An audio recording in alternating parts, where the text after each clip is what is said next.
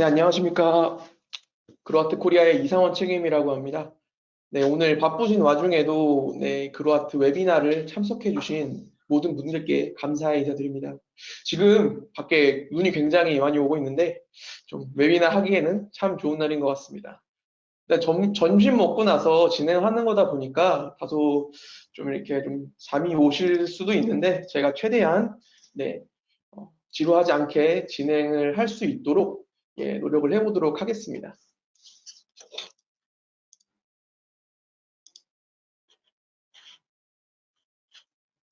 음, 네, 오늘의 웨비나는 크게 6가지 파트로 준비를 했습니다. 네, 첫 번째로는 그로아트 회사 소개, 그리고 두 번째로는 제품 소개 및 그로아트 제품 특징, 그리고 세 번째로는 그로아트 서비스 프로세스, 그리고 네 번째로는 인버터 기술 설명, 그리고 다섯 번째는 KS 인증 인버터 정책, 그리고 여섯 번째는 그로아트 향후 계획에 대해서 말씀드리도록 하겠습니다. 각각 이제 저 이상원 책임 그리고 안건 프로 그리고 허시영 프로가 각각 파트를 담당을 해서 발표를 드릴 예정입니다. 그리고 웨비나를 진행 중에 뭐 궁금한 점이 있다고 하시면은 이제 오른쪽에 이제 주황색 화살표를 활성화 시키시면은 이제 거기에 뭐 유인물이라든지 질문 칸이 있는데 거기를 통해서 문의를 주시면은 저희가 마지막에 Q&A 시간에 답변을 드리도록 할 테니까 네, 많은 질문 부탁드리겠습니다.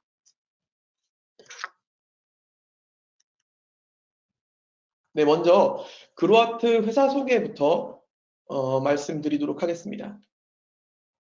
저희 그로아트는 아직 국내에 태양광 인버터밖에 출시되지 않아서 많은 분들이 태양광 인버터 전문 기업이라고 생각하시는 분들이 많으신데 저희는 태양광 인버터뿐만 아니라 스토리지 시스템, 그리고 EV 충전기, 그리고 파워뱅크, 에너지 매니지먼트 등 다양한 솔루션을 제공을 하고 있습니다. 여기서 보시면은 스토리지 시스템이라고 하면은 이제 하이브리드 인버터를 사용한 시스템인데요. 이제 그 하이브리드 인버터는 뭐 발전량을 일부는 개통으로 내보내고 일부는 배터리 시스템에 저장을 하는 제품인데요. 아직은 국내에는 아직 뭐 활성화되진 않고 있는데 유럽 시장에 굉장히 많이들 보급되고 있습니다.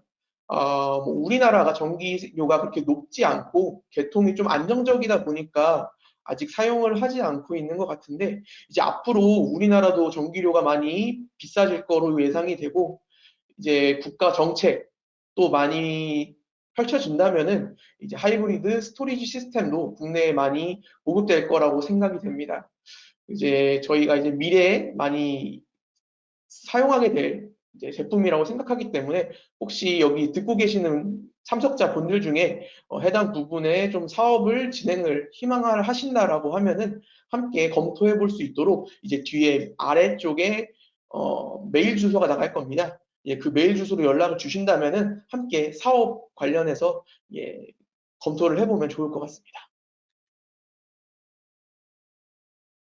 네, 그로아트는 글로벌에서 DPV 부분에서 가장 많은 출하량을 기록을 하고 있습니다. 지금 보시면은 폴란드, 네덜란드, 이탈리아 등 유럽에서 뭐 1, 2, 3위를 기록을 하고 있고요. 뭐 멕시코, 브라질, 뭐 남미 쪽에서 1위를 기록을 하고 있습니다. 그리고 기타 아시아 국가에서도 많은 부분에서 지금 1위를 기록을 하고 있습니다. 이 리서치 같은 경우에는 이제 우드 맥킨지라는 리서치 기업에서 조사를 한 거고요. 이제 신재생 에너지 쪽에서는 가장 신뢰도가 높은 리서치 기업입니다.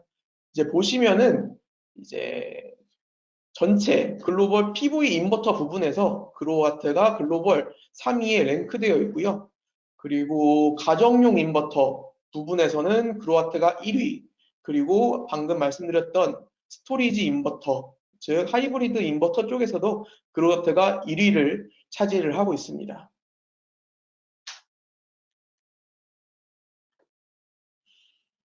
그리고 네, 보이시는 화면은 이제 EUPD 리서치 기업에서 조사를 한 거고요. 매년마다 탑 브랜드를 선정을 합니다.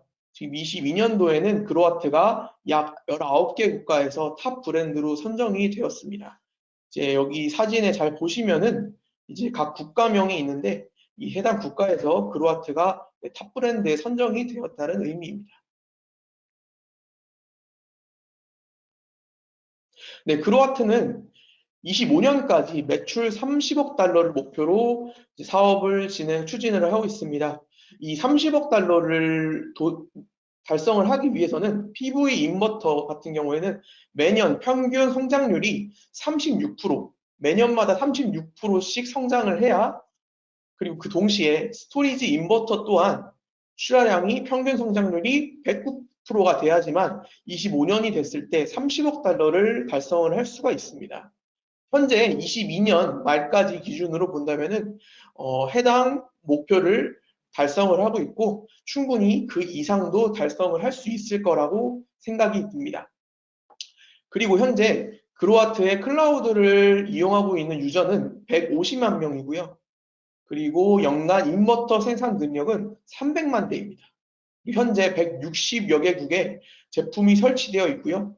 현재 그로아트 임직원 수는 4,600명, 엔지니어 수는 650명 가량이 있습니다. 네, 그로아트는 기술 쪽에 굉장히 적극적으로 투자를 하고 있는데요. 그 투자한 결과 150개 이상의 특허를 취득을 했고요. 각종 랩, 어워드에서 좋은 결과를 얻어서 많은 수상들을 했습니다.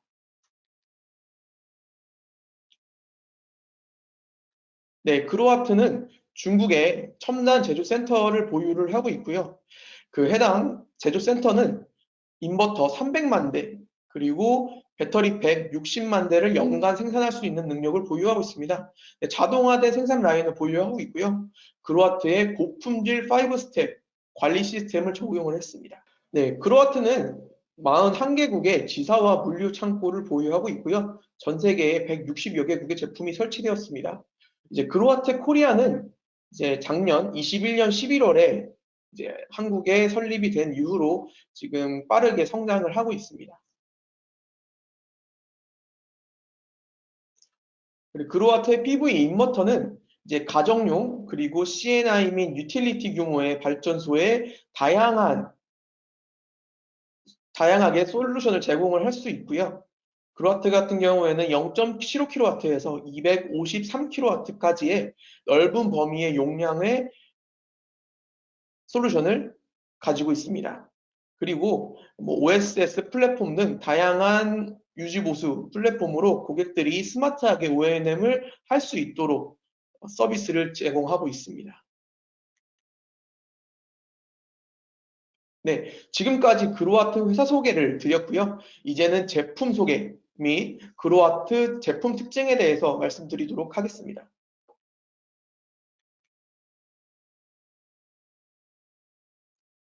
네, 그로아트 PV 인버터의 가정용 부분에서 좀 설명을 드리겠습니다. 먼저 마이크로 인버터 제품이 있고요. 이제 뭐 600W에서 2kW 가량 되는 제품이고요. 이제 단상 제품으로 0.75kW에서 최대 6kW 제품을 가지고 있습니다. 그리고 삼성 제품에는 3kW에서 15kW 제품을 보유하고 있는데 아직까지는 국내에 가정용 인버터의 수요가 충분하지 않아서 저희가 아직 출시를 하지 못하고 있는데 이제 수요가 충분하다고 하면은 저희가 사실 글로벌에서 1위를 하고 있는 게 가정용 인버터다 보니까 일단 한국에도 빨리 출시를 하게 되는 날이 왔으면 좋겠습니다. 그리고 이제 CNI 상업용 인버터 그리고 유틸리티 제품인데요. 이제 크게 상업용 인버터는 미드 시리즈 그리고 맥 시리즈, 맥스 시리즈 크게 세 가지 시리즈가 있는데요. 이제 뒤에서 이제 저희 한국의 KS 인증을 받은 제품에 대해서 설명드리도록 하겠습니다. 그리고 저희는 PV 인버터와 함께 스마트 모니터링 그리고 OSS 클라우드를 이용해서 원클릭 진단 그리고 원격 파라미터 세팅 그리고 365일 가능한 스캐닝 폴트 리포트 그리고 원격 펌웨어 업데이트가 가능합니다. 이게 보시면은 이제 로컬에서 사용 가능한 제품들이 있고 이제 485 통신을 통해서 사용하는 모니터링 제품이 있습니다.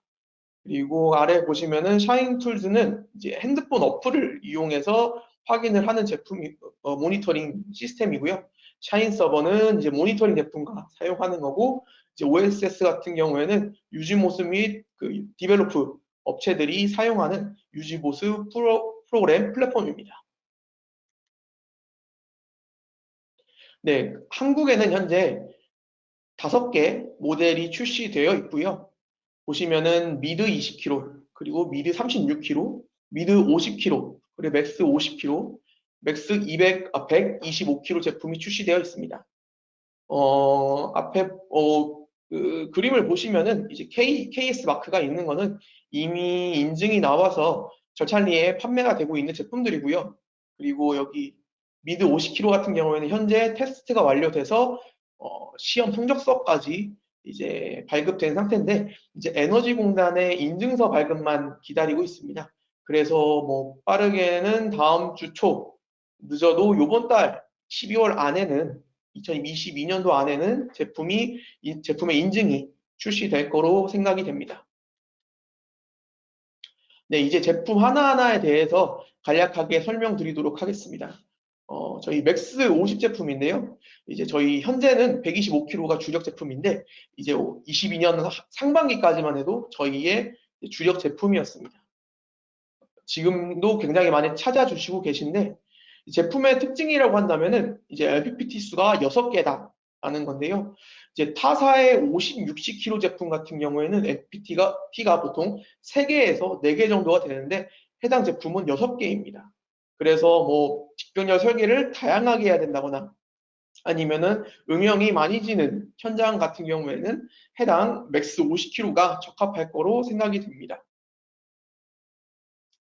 네, 그리고 미드 36kg 제품입니다.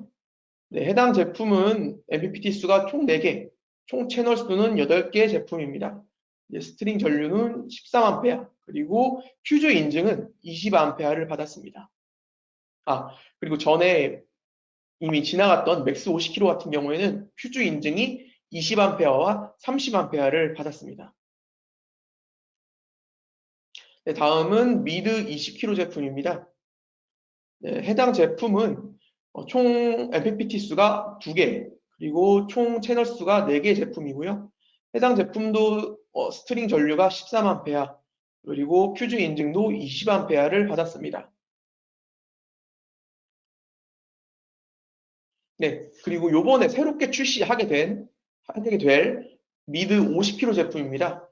뭐 간략하게 타사 제품과 비교를 하면서 어떤 부분이 좀 좋은지, 어떤 부분이 뛰어난지에 대해서 좀 설명을 드리도록 하겠습니다. 먼저 해당 제품은 뭐 최대 입력 전압 1000V, 기동 전압 250V, 뭐 타사 제품과 뭐 큰 차이를 보이진 않고 있어서 이제 넘어가도록 하겠습니다. 일단 MPPT 수가 총 4개, 총 채널 수가 8개짜리 제품이고요. 스트링 전류가 16A 제품입니다. 타사 같은 경우에는 보통은 11에서 13A 정도 되는데요. 해당 제품은 총 MPPT 전류가 16A로 굉장히 높은 전류치를 지원하고 있습니다. 이제 아마 현재 한국에 출시된 제품 중에 가장 50kg 중에 가장 높은 스트링 전류를 보유를 하고 있는 제품일 거라 생각이 됩니다. 그리고 또 특징이라고 한다면 사이즈 부분인데요. 이제 여기 사이즈를 보시면은 가로, 세로, 깊이 사이즈인데요. 이제 먼저 가로 사이즈를 보시면은 미드 50은 575, 그리고 타사 같은 경우에는 600 정도인데 크게 차이가 보이지 않죠. 하지만 이제 높이에서 보시면은 저희는 420인 거에 반해 타사 같은 경우에는 거의 1000을 보실 수가 있습니다. 이것만 보시더라도 이제 타사 50, 60kg 대비해서 절반 정도밖에 되지 않는 사이즈인 것을 아실 수 있을 겁니다. 그리고 깊이 또한도 타사보다 작다는 걸 아실 수가 있을 겁니다. 이제 무게, 중량도 보시면은 37kg, 타사는 보통 69에서 80kg, 절반도 채 되지 않는 중량인 걸 아실 수가 있습니다. 그리고 추가로 특징이라고 한다면은 IP 등급이 66. 이제 100kg급 같은 경우에는 IP 66 등급인 제품들이 많은데 사실 50kg, 60kg급에서는 IP 66인 제품이 거의 없다고 보시면 될 건데요. 저희 제품 같은 경우에는 50kg 제품도 IP 66입니다. 그리고 디스플레이를 가지고 있고요. OLED 디스플레이를 다 내장되어 있기 때문에 전압, 전류, 주파수 등 다양한 수치를 디스플레이로 확인하실 수가 있습니다. 네, 미드 50kg 제품의 특징에 대해서 추가로 좀 설명을 드리도록 하겠습니다. 일단 첫 번째로 간편한 작업성.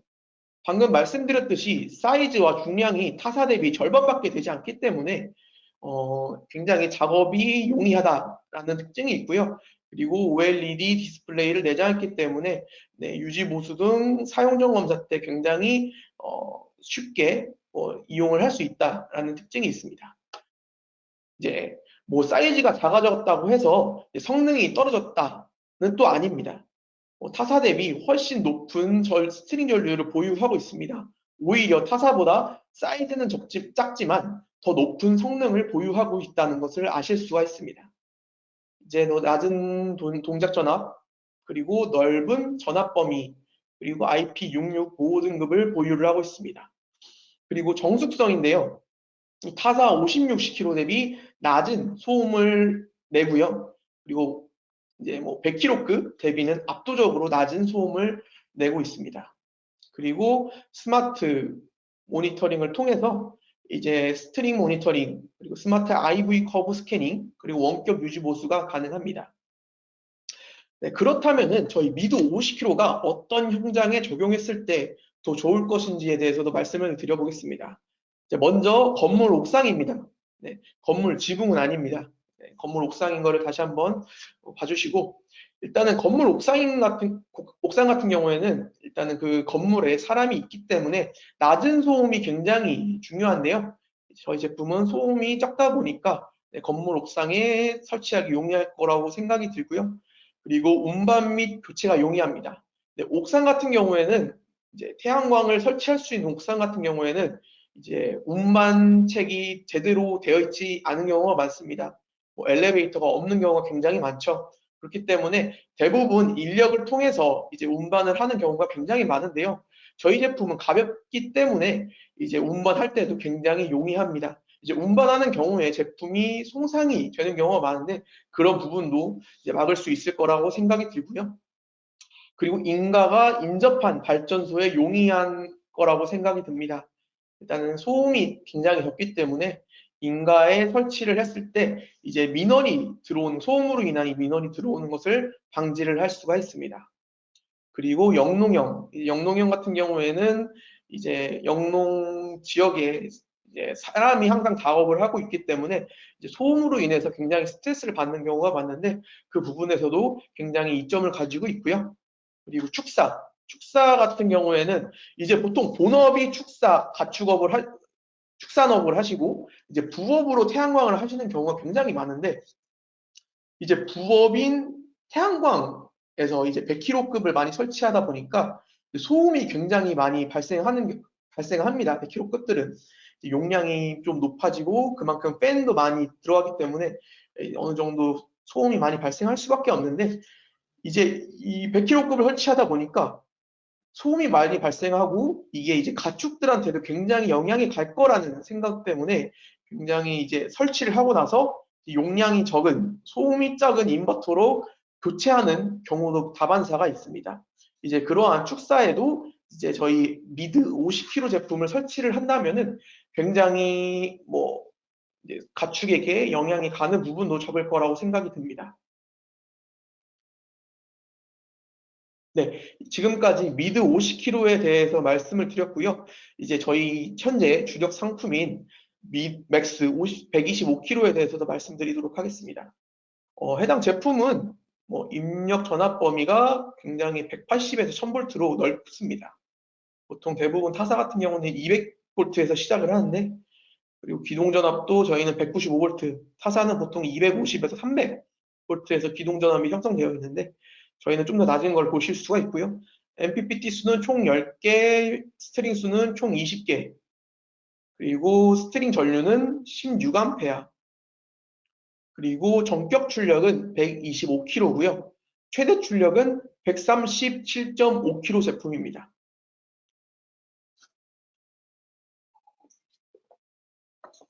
네, 그렇다면 그로와트 125kg 제품과 타사 100kg, 110kg 제품이 어떤 차이가 있는지에 대해서 설명을 드리도록 하겠습니다. 네, 저희 맥스 125kg는 안티 PID 기능을 보유하고 있습니다. 그리고 AFCI 기능을 보유하고 있고요. 이제 안티 PID 같은 경우에는 뭐 간단하게 말해서 모듈 효율 저하를 복구해주는 기능이고요. AFCI 같은 경우에는 아크 검출 및 차단을 해주는 기능입니다. 타사 같은 경우에는 대부분 옵션 기능 혹은 지원을 하지 않는 기능인데요. 저희 제품 같은 경우에는 기본적으로 내장이 되어 있고, 이제 이걸 추가됐다고 해서 이제 추가적인 단가가 상승을 하지 않습니다. 이제 해당 이 두 기능에 대해서는 뒤에서 저희 안건 프로께서 추가적인 추가 설명이 있겠습니다. 그리고 저희 제품은 높은 온도에서 디레이팅이 발생합니다. 이제 디레이팅이라는 거는 이제 전자제품들이 이제 온도가 높아진다거나 스트레스를 받을 것 같을 때 이제 전격 출력을 낮춰줌으로써 제품의 스트레스를 덜 받게 하는 건데요. 이게 디레이팅이 높은 온도에서 걸리면 걸릴수록 이제 좋은 제품, 잘 설계된 제품이라고 보시면 되는데, 저희 제품은 45도에서 환경온도 45도에서 디레이팅이 걸리기 때문에 굉장히 높은 온도에서 디레이팅이 시작된다는 걸 아시면 될 것 같은데요.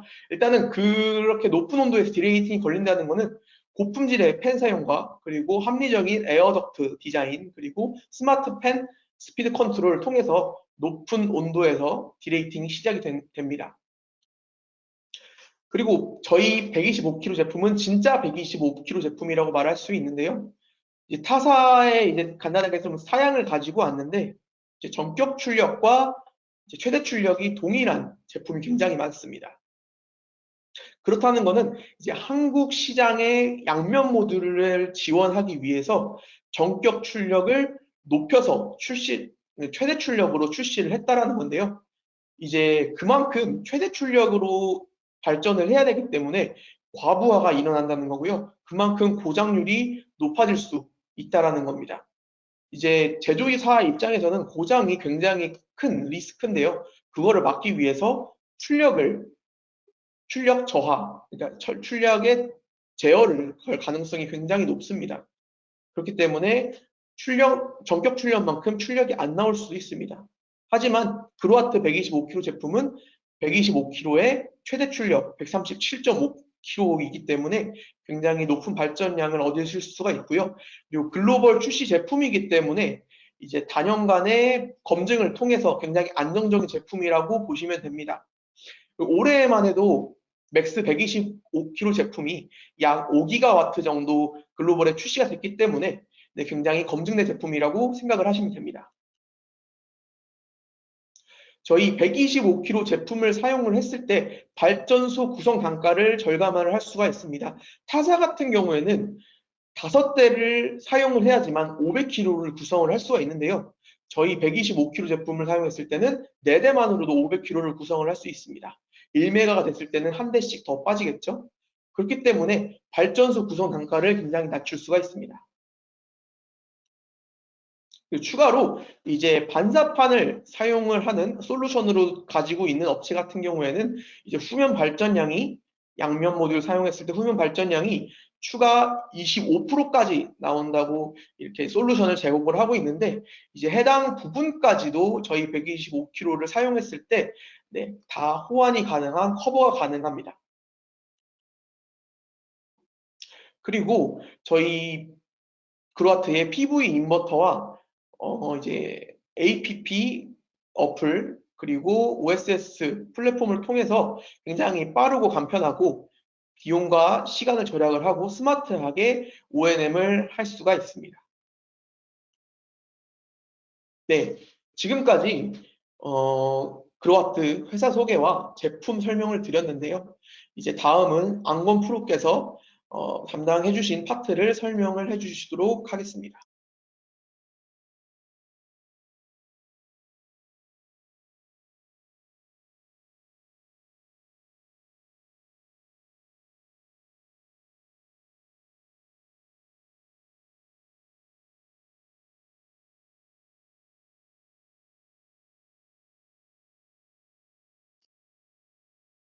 안녕하세요. 좀 전에 소개받은 그로아트 코리아에서 서비스 기술 부분을 담당하고 있는 안권이라고 합니다.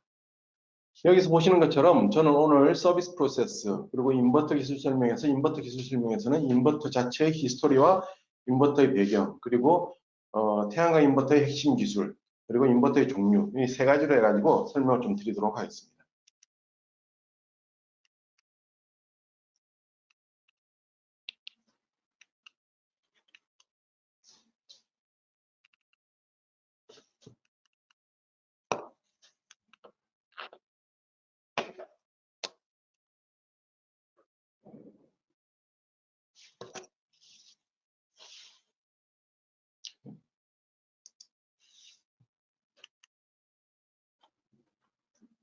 자, 그러면 먼저 죄송합니다. 잠깐 착오가 있었습니다. 저희들이 진행하는 과정에서 조금 미스가 있었고요. 죄송하다는 말씀을 드리고요. 그럼 첫 번째로 서비스 프로세스를 설명드리도록 하겠습니다. 저희 그로아트 같은 경우 전 세계 30여 명 이상의 자체 프리서비스 및 애프터 서비스 엔지니어들이 각국에 상주하고 있으면서요. 원격 지원 또는 온라인 지원 그리고 현장 지원까지 다 커버를 하도록 하고 있습니다. 그리고 국내 같은 경우는 뒤에서 설명드리겠지만은 저희 자체 인원 2명과 그리고 저희 파트너 인원들을 해서 지원을 하도록 하고 있습니다. 자, 여기서 보시는 게 한국에서의 서비스 플로우입니다.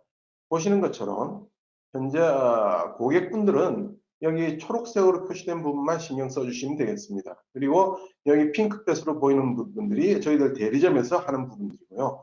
이 파란색으로 명시된 부분들이 그로아트 코리아에서 지원하는 부분들입니다. 그래서 실질적으로 고객분들은 초록색 부분, 여기 나와 있는 초록색 부분만 신경 써 주셔서 제품에 문제가 발생했을 경우에 대리점으로 확인하시고 그러면 그 다음에는 저희 대리점과 저희 그로아트 코리아에서 모든 지원을 다 하도록 합니다. 단지 현장 지원이 필요한 경우에만 고객들께서 온라인 클레임 제기를 한번 해주시면은 나머지는 저희들이 다 처리하도록 하고 있습니다. 다음은 인버터 기술 부분에 대해서 설명드리겠습니다. 인버터라고 하면은 최근에 많은 부분들에서 쓰이고 있고요. 그리고 아마 오늘 이 세션에 들어오신 많은 분들도 인버터를 많이 들어보셨고 직접 쓰고 계시니까요. 그렇지만 실제 가정에서도 우리가 인버터를 많이 이야기 듣고 있습니다.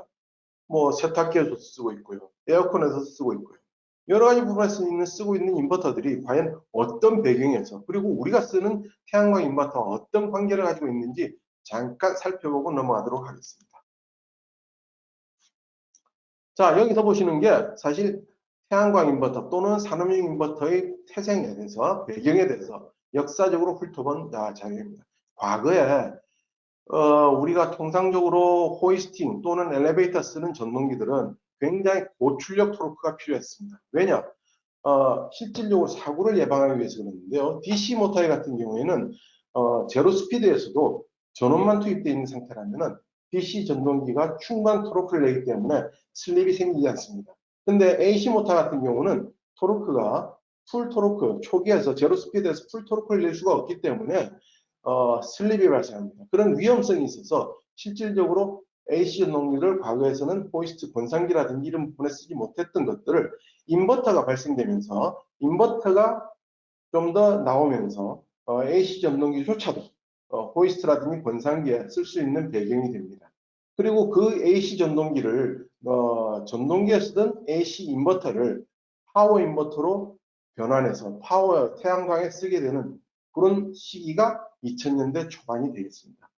그 배경이라든지 이런 것들은 간단히 말씀드렸고요. 그리고 지금부터는 그 특성들에 대해서 잠깐 살펴보도록 하겠습니다. 자, 여기서 보시는 부분이 DC 모터의 토르크 곡선입니다. DC 모터는 여기서 보시는 것처럼 초기 토르크, 아까도 말씀드린 것처럼 제로 스피드에서 토르크가 굉장히 풀 토르크를 낼 수 있도록 특성을 가지고 있습니다.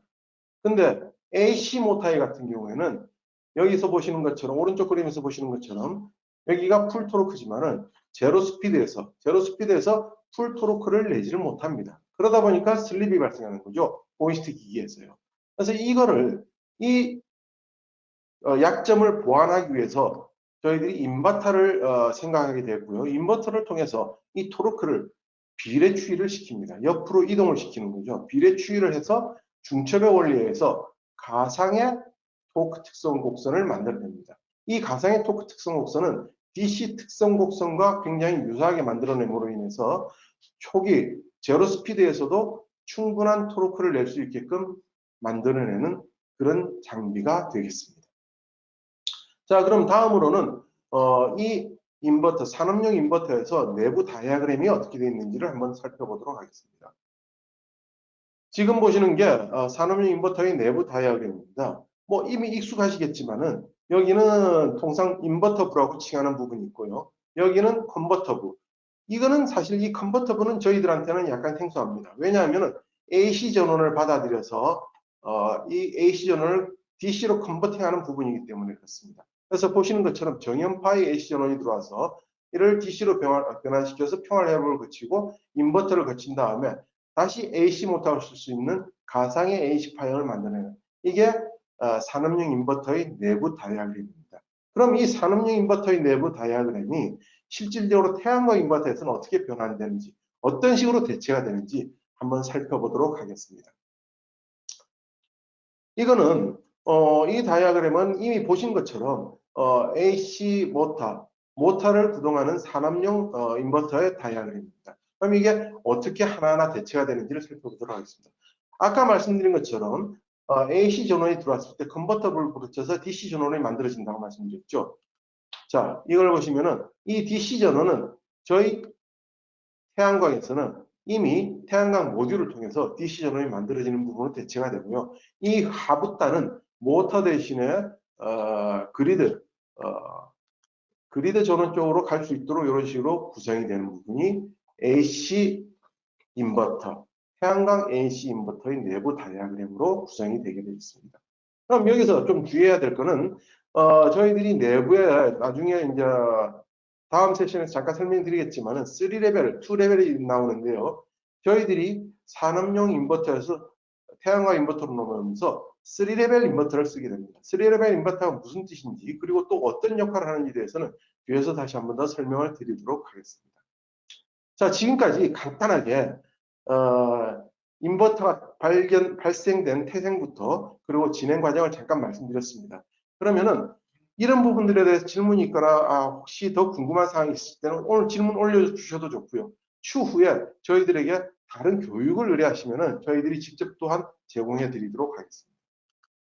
자, 다음으로는 태양광 인버터 핵심 기술에 대해서 좀 설명을 드려보도록 하겠습니다. 태양광 인버터의 핵심 기술 중에 가장 대표적인 게 뭘까요? 뭐 이미 잘 알고 계시겠지만 MPPT라고 하죠. MPPT가 무슨 말일까요? Maximum Power Point Tracking이 되겠습니다. 이 Maximum Power Point Tracking이 나오는데 실제로 어떠한 용어든지 또는 어떠한 약자든지 그 풀 단어들이 또는 풀 디스크립션이 가지는 의미를 안다면 훨씬 더 쉽고 용이하게 그 내용을 알 수가 있습니다. 여기서 보시는 것처럼 MPPT가 말씀드린 것처럼 Maximum Power Point Tracking입니다. 그러면 이게 무슨 말이냐? 이미 잘 아시는 것처럼 저희들 태양광 모듈은 태양광의 조사량에 따라서 각자 가지는 특성 곡선들이 있습니다. 태양광의 조사량에 따라서 특성 곡선들이 이런 식으로 색깔에 따라서 이렇게 변하고 있는 걸 보실 수가 있습니다. 그럼 이때 최대 출력 값을 찍어서 그 해당되는 그래프의 최대 출력들을 추적하는 것들. 그게 맥시멈 파워 포인트.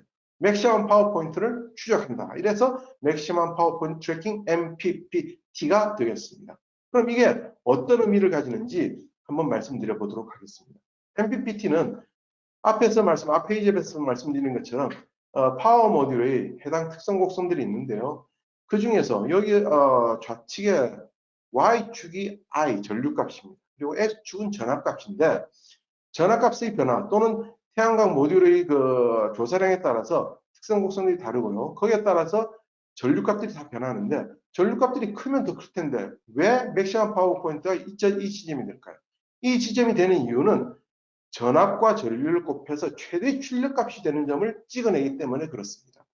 보시는 것처럼 면적당 제곱미터의 면적당 1000W짜리, 800W짜리, 600W짜리 그래프들이 있다면은 그 중에서 이 사각형이 최대 출력을 만드는 지점입니다. 그래서 이 최대 출력점을 쫓아가는 것들이 맥시멈 파워 포인트 트래킹이 되겠습니다. 그리고 옆에서 보시는 것처럼 우측에서 보시는 그래프는 출력값에 대한 전압값의 그래프입니다. 그래서 맥시멈 파워 포인트를 쫓아간다는 이야기는 이 그래프를 출력 곡선으로 다시 만들어 보면 이런 식의 곡선이 되는 거죠. 그래서 이 지점, 이 최대 출력값을 쫓아가는 것을 추적해 보면 여기서 말씀드린 좌측 그림에서 말씀드린 이 MPPT 곡선의 출력값을 동일하게 만들어내는 것입니다.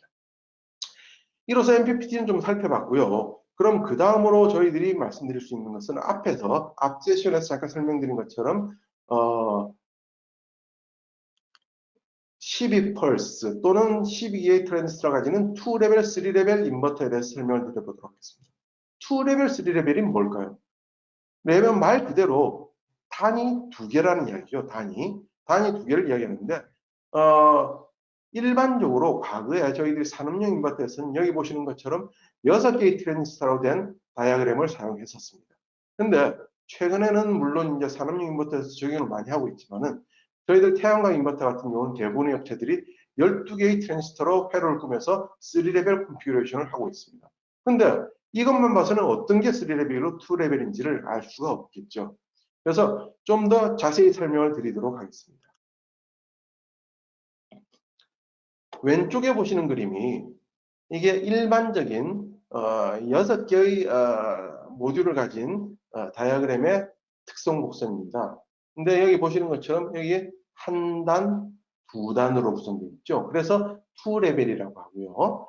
여기서 보시는 것처럼 여기는 한 단, 두 단, 세 단. 그래서 3레벨의 구성을 갖추기 때문에 3레벨 인버터라고 하는 겁니다. 그래서 밑에 그래서 보시는 것처럼 레벨 1, 2, 3가 이런 식으로 구성이 되어 있고요. 그럼 이게 뭔 차이가 있을까요? 실질적으로 우리가 DC 파형을 가지고 AC 파형으로 다시 만들어낼 때 그 실제 정연파를 만들어내는 과정은 여러 가지 복잡한 회로를 거치지만 실질적으로는 가상의 정연파가 만들어집니다.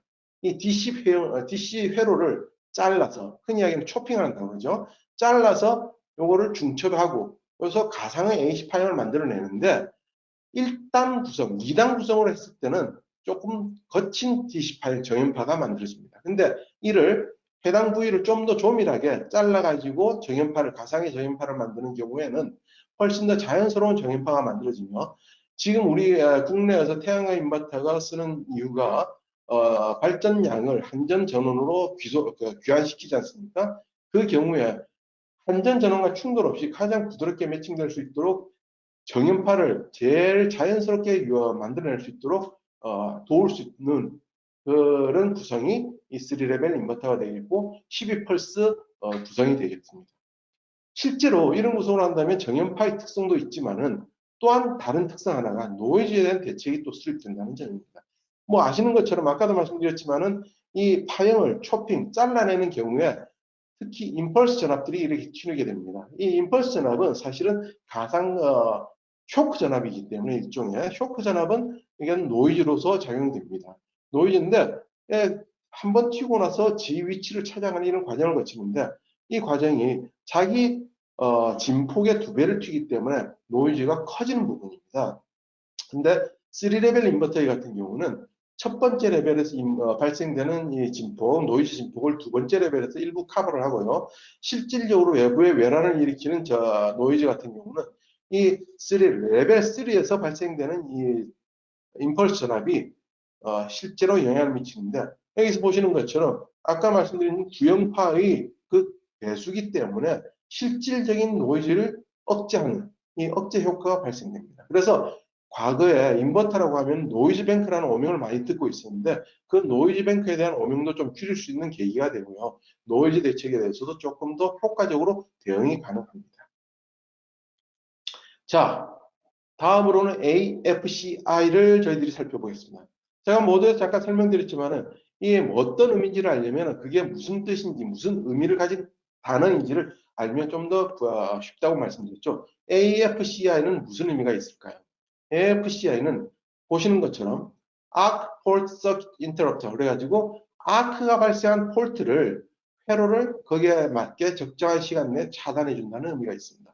아크는 여기에서 보시는 것처럼 아크는 주로 접촉 불량, 연결 결함, 절연 파괴 여러 가지 이유들에 의해서 발생할 수가 있는데요. 아크가 뭘까요?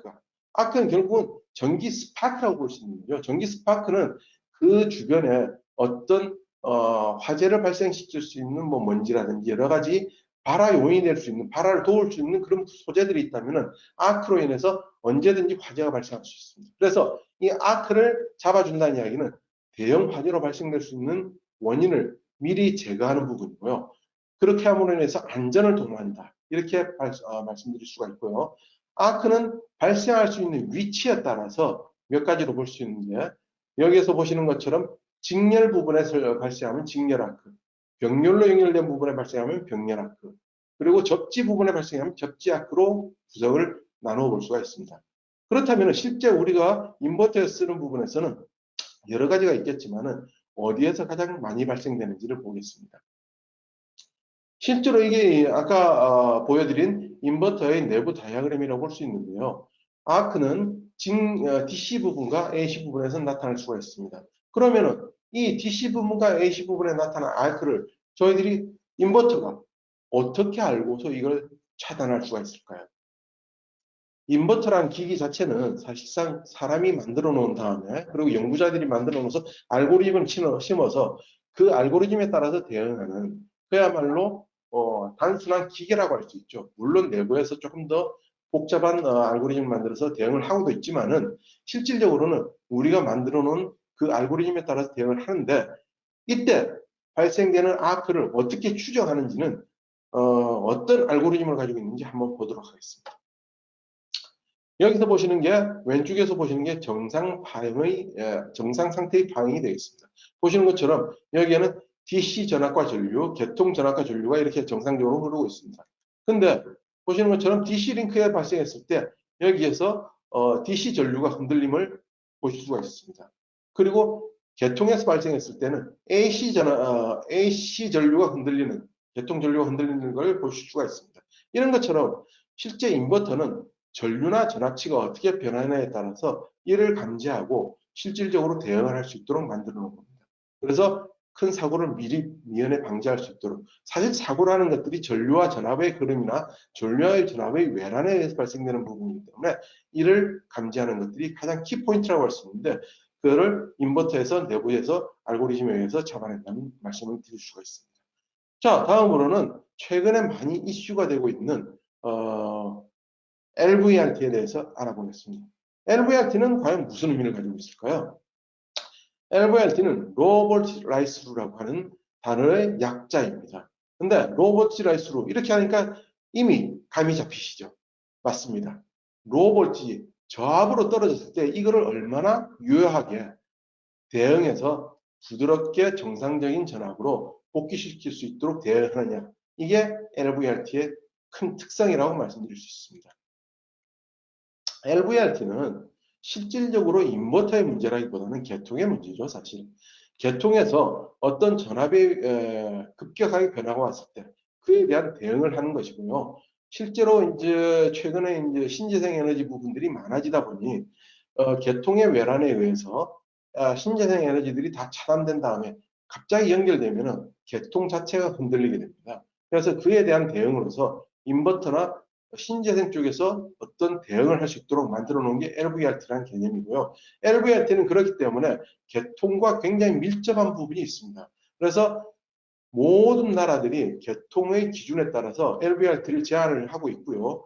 뒤에서 LVRT에 대해서는 저희 다음 세션을 담당하고 있는 허시영 프로께서 좀 더 설명을 드리도록 하겠습니다. 여기서 간단히 설명드리면은 정상적인 전압이 들어오고 있습니다. 근데 이 지점, 제로 지점에서 갑자기 전압이 드롭이 생깁니다.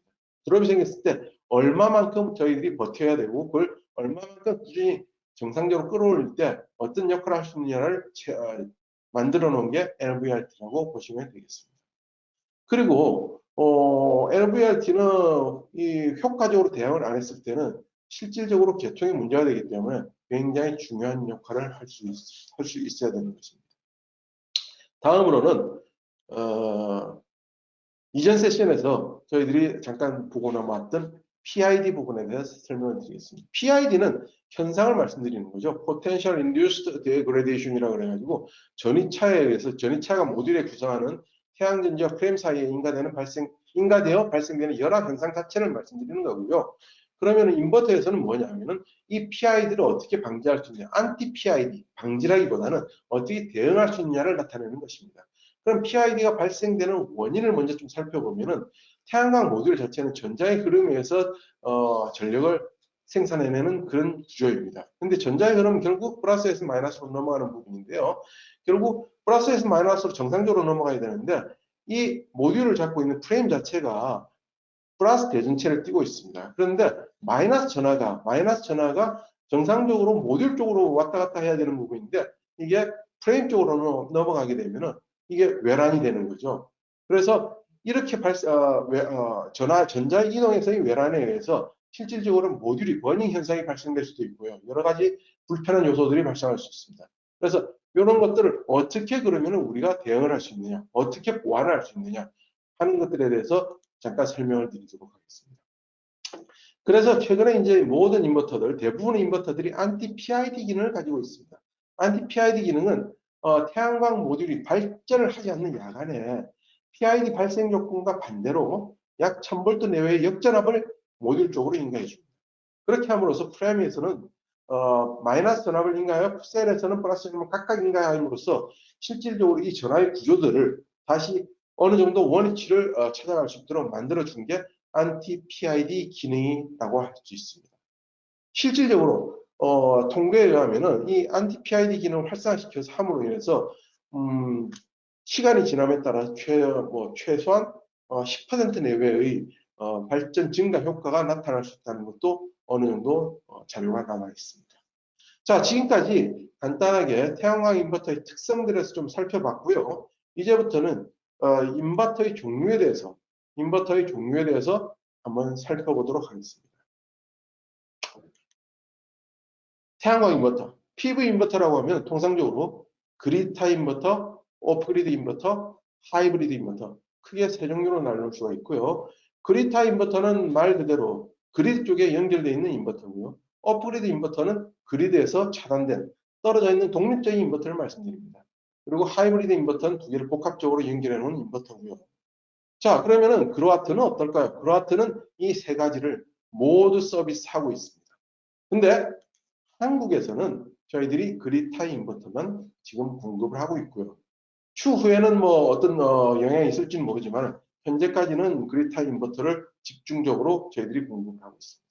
자, 그럼 그리드타입 인버터에는 어떤 종류들이 있을까요? 아마 오늘 세션에 참가하신 여러분들이 아시겠지만은 그리타입 인버터는 아이솔레이션 타입, 변압기 타입이라고 하고요. 난 아이솔레이티드 타입이라서 무변압기 타입이라고 합니다. 그럼 어디에 변압기가 있으며 어디에는 무변압기란지 이런 것들이 구체적으로 아마 안 잡히실 텐데 오늘 그걸 잡아드리도록 하겠습니다. 자, 여기 보시는 것처럼 이게 인버터의 내부 모습이고요. 여기는 그리드 쪽에 연결되는 전원 계통입니다. 근데 여기 보시는 것처럼 그리드와 연결되기 직전에 또는 그 인버터의 내부에 트랜스포머가 들어가는 경우가 있습니다. 트랜스포머가. 실질적으로 이 트랜스포머가 들어가면서 어떤 효과를 낼 수 있냐면 트랜스포머는 실제 물리적으로 차단되어 있는 부분입니다. 트랜스포머는. 그래서 철심, 코일이 감겨져 있는 철심의 그 철심 권선의 비에 따라서 전력이 유기적 또는 그 자기적인 영향에 의해서 전력이 전환되고 이동되고 연결되는 부분이죠. 근데 밑에 난 아이솔레이트 타입은 보시면은 무변압기 타입이기 때문에 물리적으로 계통과 연결되어 있습니다. 그럼 뭔 차이가 있을까요? 실질적으로 이 트랜스포머가 있다는 이야기는 전력이 넘어가긴 하지만 물리적인 연결이 없기 때문에 노이즈라든지 인버터에서 발생되는 여러 가지 불순한 전력 계통에 영향을 줄 수 있는 그런 부분들이 차단될 수 있습니다. 근데 그렇다고 해서 난 아이솔레이션 타입에서는 그럼 그런 부분들이 고스란히 다 넘어가느냐? 그건 뒤에서 조금 더 설명을 드리겠지만은 어쨌든 이런 장단점이 있기 때문에 실질적으로 변압기를 쓰게 되면은 조금 더 뭐 효과 있다고 할 수 있겠죠. 그럼 무변압기 타입에서는 어떤 장점이 있을까요? 아시겠지만은 뭐든지 하나가 더 들어가게 되면 거기는 정비 요소가 발생될 수가 있고요. 고장 요소가 좀 더 발생될 수가 있고요. 또한 가격이 높아지고 중량이 늘어나게 되죠. 그래서 이런 장단점이 있기 때문에 이거는 어쨌든 사용자나 또는 공급자의 어떤 취사 선택에 의해서 결정할 수 있는 부분이라서 어떤 게 딱 좋은 타입이라고 말씀드리기는 곤란하겠습니다. 자, 그러면은 아이솔레이션 타입과 난 아이솔레이션 타입에서의 저희들 포트폴리오를 잠깐 말씀드리겠습니다. 그로아트는 여러 가지 포트폴리오를 다 가지고 있고요. 고객들이 원하는 부분들을 공급하고 있지만은 현재 국내에서는 여기 보신 것처럼 미드 시리즈와 맥스 시리즈 중에서 저희들이 난 아이솔레이티드 타입의 멀티 스테이지 난 아이솔레이티드 타입 인버터를 공급하고 있습니다. 그럼 여기 보시는 것처럼 우리가 공급하고 있다는 멀티 스테이지, 과연 이게 무엇일까요? 그럼 멀티 스테이지와 싱글 스테이지와 뭐가 다른지를 잠깐 보고 넘어가도록 하겠습니다. 자, 싱글 스테이지와 멀티 스테이지. 뭐 말만 들어도 대충 뭐 어떤 단계가 두 단계고 한 단계다. 뭐 이런 정도는 이해는 하겠지만은 좀 구체적으로 잡히지는 않으시죠. 자, 그럼 지금부터는 좀 더 구체적으로 한번 보도록 하겠습니다.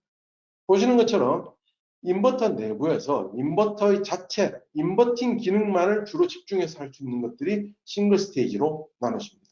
이 경우에는 태양광 모듈에서 발생되는 전압 자체가 인버터가 요구하는 전압을 어느 정도 다 맞춰줘야 됩니다. 반드시. 그래야지만이 인버터가 지 역할을 하면서 정상적인 컨버팅을 해서 전력을 발생시켜서 그리드 쪽으로 연결시킬 수 있는 부분이죠. 그럼 멀티 스테이지는 뭘까요? 멀티 스테이지는 여기 보시는 것처럼 이미 두 단계가 표시되어 있지 않습니까? 인버팅 기술은 앞에 말씀드렸고요. 그래서 멀티 스테이지 같은 경우에는 모듈에서 인버터가 필요한 전압을 부분적으로 다소 부족하게 만들더라도 부스터 컨버터가 있어서 이 전압을 부스팅함에 의해서 전압 레벨을 상승시키고 거기에 따라서 인버터가 요구하는 전압을 만들어주도록 이런 식으로 해서 멀티 스테이지 인버터라고 할 수 있겠습니다. 말씀드렸지만은 이 중에서 뭐 어떤 게 낫다, 어떤 게 틀리다 이런 것들을 정의하자는 건 아닙니다. 이미 알고 계시고 또 들어본 바에 의해서 어떤 게 좀 더 구체적으로 무엇이라는 걸 짚어주는 거지 어떤 게 낫다는 걸 말씀드리는 건 아니고요. 단지 저희들은 멀티 스테이지 난 아이솔레이티드 타입 인버터를 국내에 현재 공급하고 있다는 것을 말씀드리겠습니다. 자, 그리고 앞에서 잠깐 말씀드렸지만은 저희들 하모닉에 대해서 말씀드렸죠. 하모닉이 인버터 저희들 그로아트 인버터 같은 경우는 하모닉을 별도의 뭐 트랜스포머라든지 이런 걸 쓰는 게 아니라 12펄스 타입의 인버터를 쓰고 자체적으로 하모닉을 줄일 수 있는 노력을 많이 합니다. 그래서 저희들 인버터 같은 경우는 토탈 하모닉 디스토션 전류치가 1.25%, 1%, 1.05% 이런 식으로 몇 가지로 나눠집니다. 그래서 실질적으로 이 THDI 같은 경우는 3% 이하의 값을 기준값으로 하고 있는데 저희들의 인버터는 보시는 것처럼 상당히 낮은 값으로 저희들이 출하를 시키고 있고요. 그리고 또 보시는 것처럼 인버터, 저희들 그로아트 인버터는 물론 뭐 다른 회사가 그렇지 않다는 게 아니라 대부분이 마찬가지라고 생각하지만은 그로아트 인버터는 출고 전에 모든 인버터에 대해서 전수검사를 실시합니다. 그래서 저희들 제품의 시리얼 넘버만 확인된다면은 해당 테스트 리포트를 저희들이 다 확인해서 뭐가 출하 전에 잘못됐는지 다 집어내고 또 설령 잘못 출하됐다 하더라도 후에라도 짚어낼 수 있는 그런 체제를 가지고 있습니다. 자, 지금까지 급하게 여러 가지 인버터의 뭐 종류와 역사 그리고 저희들 제품에 대해서 설명드리면서 쭉 왔는데요. 오늘은 시간 관계상 굉장히 축약해서 말씀드렸고요. 근데 추후에 기회가 된다면 저희들이 직접 찾아뵙고 여러 가지 좀 더 재밌는 이야기를 하면서 시간도 충분히 갖고 좋은 내용들을 가지고 이야기를 나눴으면 합니다. 그리고 다음은 저희 그로아트 코리아의 허시영 프로께서 KS 인증 및 향후 정책에 대해서 말씀을 드리도록 하겠습니다. 잠깐만.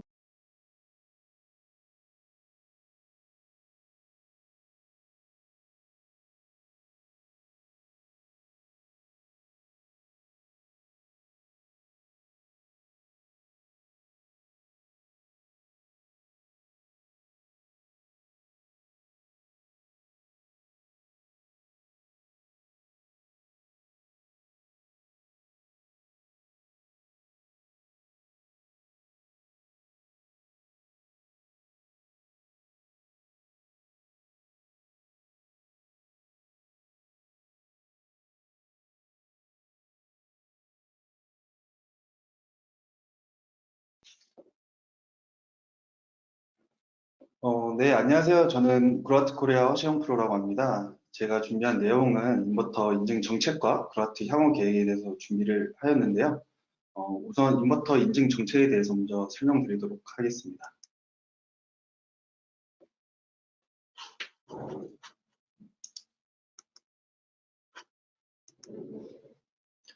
네, 첫 번째로 인증심사 기준 개정입니다. 현재 KS 8565와 8567이 인증심사 기준이 개정이 되었는데요. 8565 같은 경우는 인버터 부분, 8567은 접속한 부분이라고 보시면 되고요.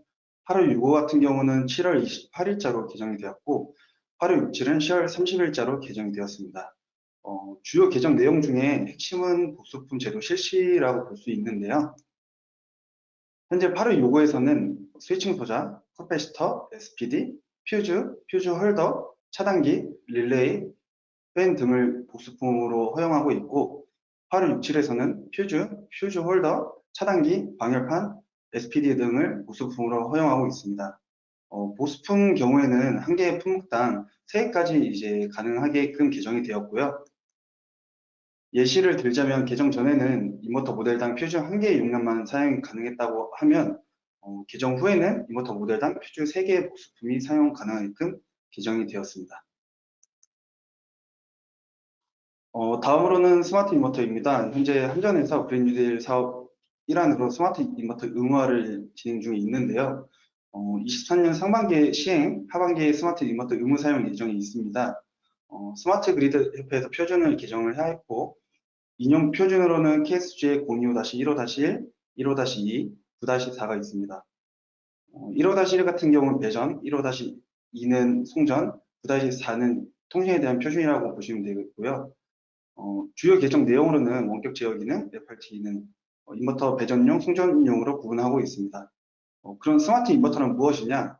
스마트 인버터는 분산 자원의 출력을 운영자가 직접 제어하거나 스마트 인버터 스스로 제어 또는 상위 시스템과 통신을 통해 제어하는 기능을 갖춘 인버터라고 정의를 하고 있습니다.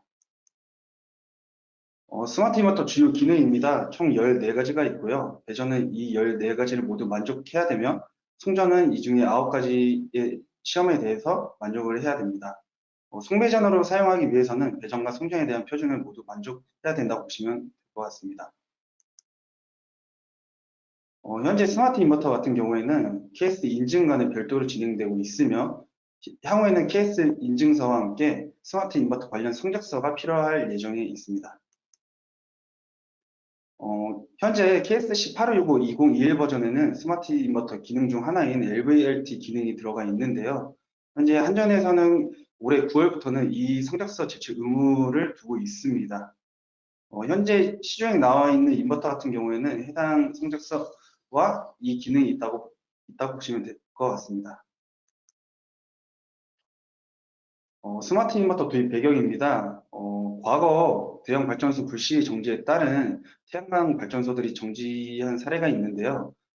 대형 발전소 정지를 하게 되면 정지에 따른 주파수 하락이 발생을 하고 주파수 하락에 따른 인버터들의 정지 및 개통 불안정이 발생할 수가 있습니다.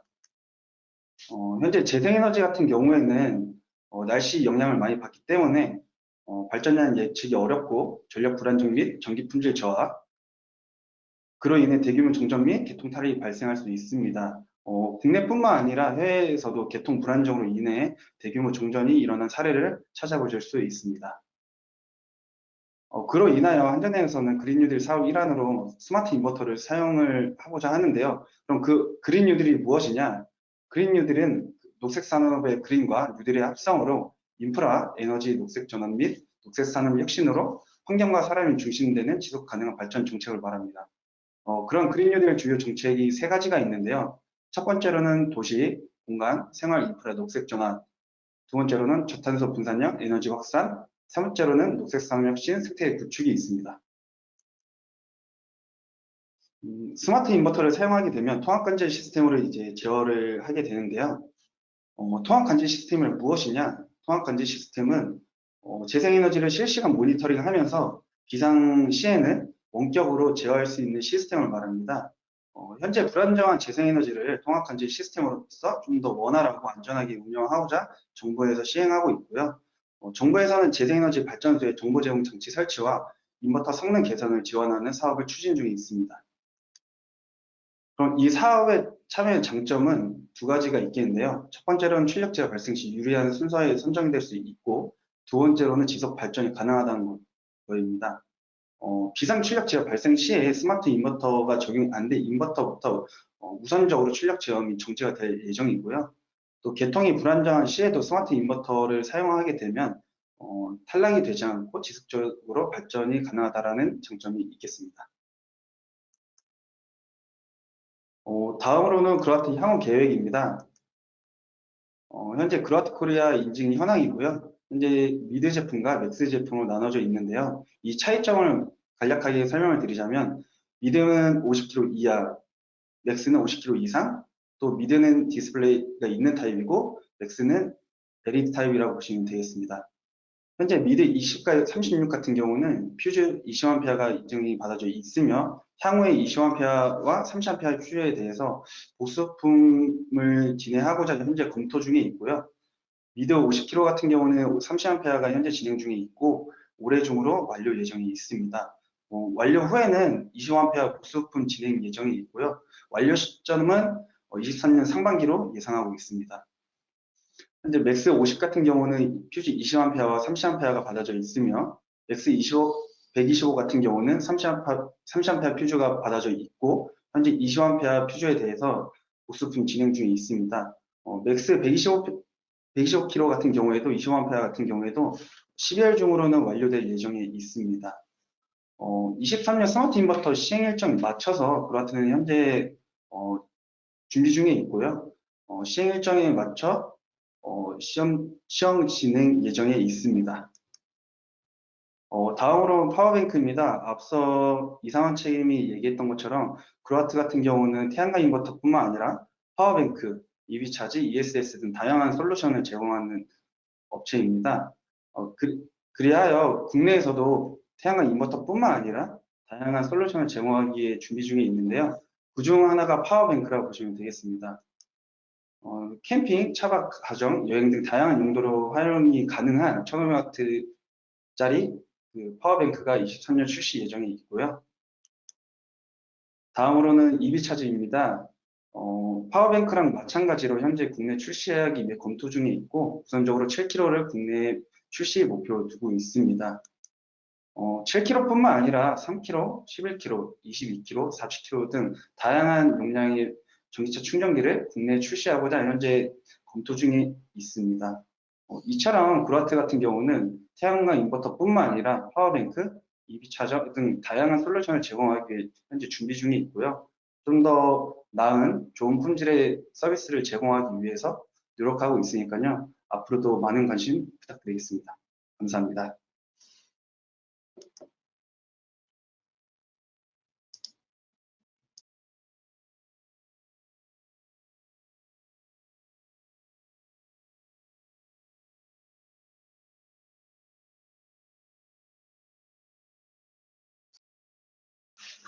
네, 그로아트 코리아에서 준비한 웨비나 내용은 여기까지고요.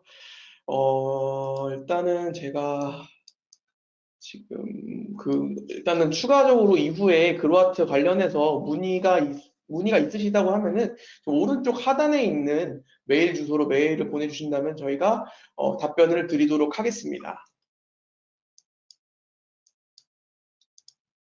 그리고 질의를 주신 분들이 있는데요. 일단은 먼저 질의를 주셨던 분부터 시작을 해서 한번 답변을 드려보도록 하겠습니다.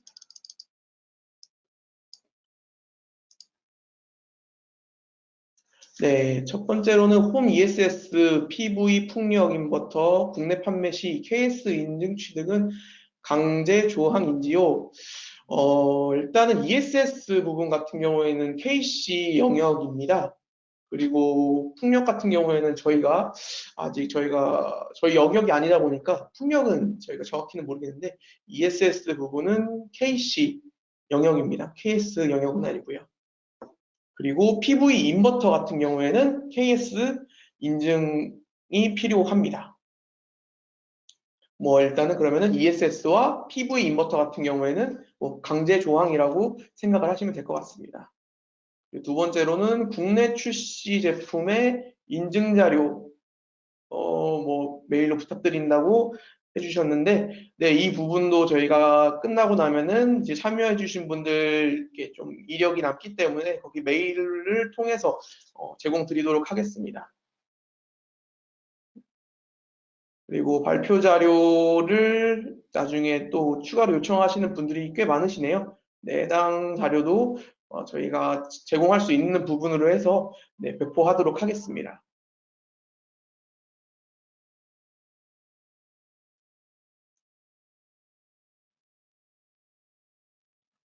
그리고 가정용 인버터 계획에 대해서 알고 싶다고 남겨주셨는데, 일단은 저희가 사실은 저희 가장 강점이 가정용 인버터입니다. 지금 아까도 말씀드렸듯이 인버터 전체에서는 뭐 상업용 인버터 쪽에서 저희가 글로벌 3위이지만 가정용 인버터와 하이브리드 인버터는 저희가 글로벌 탑 1에 자리를 하고 있기 때문에 저희도 사실 하고 싶은데 아직 수요가 정확하게 그 검토되지 않고 있어가지고 수요가 이렇게 접수가 되지 않고 있어가지고 이제 수요만 충분하다고 하면은 저희도 이제 뭐 출시를 할 예정입니다.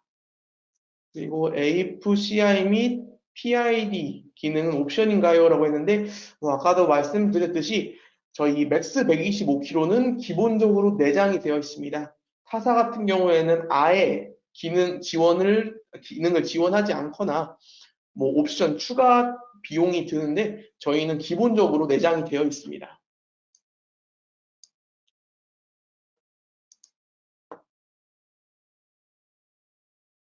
네. 그리고 뭐 사양서를 또 보내달라고 하셨던 분도 있고요. 그리고 저희 미드 50 소음은 어느 정도인가요? 라고 주셨는데 일단은 저희도 이제 정확한 객관적인 자료를 만들기 위해서 테스트를 의뢰를 해서 지금 대기 중에 있어서 정확한 수치는 아직 말씀드리지 못하지만 대략 100kg급에 비해 절반 이하라고 생각을 하시면 될 것 같습니다.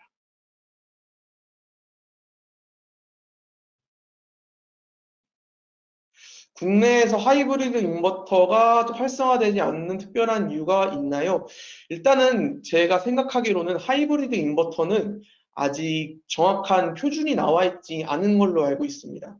그래서 KS도 그렇고 KC도 그렇고 적용하기 애매한 걸로 알고 있거든요. 뭐 PV 인버터라고 하면은 KS, 그리고 ESS, PCS라고 하면은 KC 이런 거 정확히 되어 있는데 하이브리드 인버터는 이제 아직 정확하게 나와 있지 않고, 그리고 유럽이나 타 국가 같은 경우에는 전기료가 높아가지고 피크 시간대를 피해서 배터리를 저장을 하고 그 외의 시간에 이제 피크 시간대에는 이제 배터리 저장된 에너지를 사용하고 그 외에는 이제 개통으로 내보내는 그런 식인데 우리나라는 아직까지 그렇게 변기세가 비싸지 않다 보니까 이제 이거에 대한 충분한 필요성을 느끼지 못해서인 걸로 생각을 하는데 이제 추후에는 저희도 이제 전기료가 올라갈 거로 예상이 되기 때문에 해당 부분도 이제 수요가 생길 거라고 생각을 하고 이제 정부의 이제 정책도 이제 생길 거라고 생각을 합니다.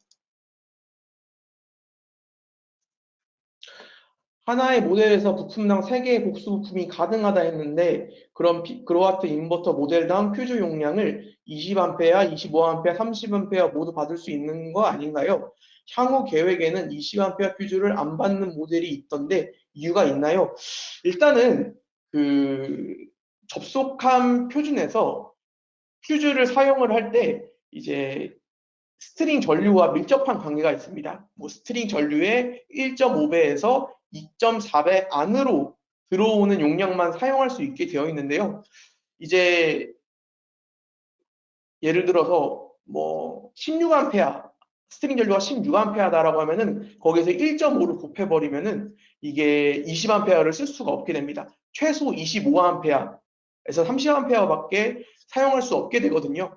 만약에 16A 제품의 20, 25, 30을 다 받으려면은 뭐 스트링 전류를 나눠가지고 유사인증으로 받아야 합니다. 그래서 아마 유사인증으로 가게 된다고 하면은 아마 코스트라든지 기간이라든지 더 많이 소요되기 때문에 일단 저희 입장에서는 충분한 수요가 확인이 돼야지만 이제 진행을 하려고 하고 있습니다. EV 차저 7kg에서 11kg 국내 도입 일정은 어떻게 되는지요? 일단은 저희가 파워뱅크 같은 경우에는 일단은 구체적인 계획을 가지고 있습니다. 근데 EV 차저 같은 경우에는 지금 일단은 내년 중에는 일단은 대략적인 계획은 세우고 있는데 아직 구체적인 계획은 없다 보니 구체적으로는 아직 잡지 못했습니다. 그래서 일단은 그 부분에 대해서는 추후에 저희가 공지드리도록 하겠습니다. 기존 50kg 인증이 되어 있던데 추가로 50kg 제품을 인증받은 이유가 있나요? 기존 50kg에 비해 신규 50kg의 장점 및 차이점은 무엇인가요? 일단은 아까 저희 허시영 프로께서도 미드 50과 맥스 50에 대한 차이를 간략하게 말씀드렸었는데 일단 맥스 같은 경우에는 MPPT 수가 6개이고 LED 등으로 이제 상태를 표시를 해줍니다. 그에 반해서 미드 50kg 제품 같은 경우에는 이제 OLED 디스플레이로 상태를 표시해주고 그리고 MPPT 수가 4개 그리고 사이즈와 중량이 굉장히 작고 소음이 굉장히 작습니다. 그리고 추가로 저희가 출시가 되게 된다면은 기존의 50kg, 타사 50kg 제품들에 비해 단가가 저렴하게 출시가 될 예정입니다. 발표 자료 부탁드립니다가 쭉 이어지고 스마트 인버터가 정확히 뭔지에 대해서 물어봐 주셨는데 스마트 인버터는 아까도 말씀드렸듯이 이제 한전에서 분산형 전원들을 관리를 하겠다라는 겁니다. 예를 들어 어떤 지역에 좀 수요, 뭐 발전을 많이 할 것 같다. 근데 수요는 별로 없을 것 같다. 라고 했을 때 분산형 전원들의 뭐 출력을 낮춘다든지 이런 식으로 관리를 하겠다라는 뜻이거든요. 이제 한전에서 일단 계획은 추후에 100kg 이상급 되는 발전소에는 모두 적용을 할 거라고 합니다. 근데 당분간은 일단 500kg 이상급만 적용이 될 거라고 생각이 됩니다.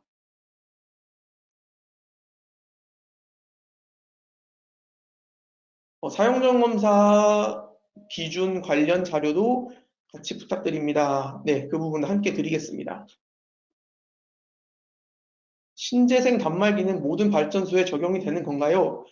신재생 단말기라고 하는 거는 아까도 말씀드렸듯이 한전과 분산 전원이 있다고 하면은 그 가운데에서 이제 신재생 단말기가 이제 분산형 전원을 제어해주는 역할인데 방금도 말씀드렸듯이 100kg 이상급 발전소에만 적용이 될 예정입니다. 그리고 당분간은 500kg 이상급만 적용이 될 예정이고요. 하이브리드 인버터도 KS 인증 준비 중이신가요? 아직 준비 중에 있지 않습니다. 아까도 말씀드렸듯이 정확한 표준이 없기 때문에 일단은 그거에 마련이 돼야지만 저희가 한번 검토를 해볼 수 있을 것 같습니다. 추가로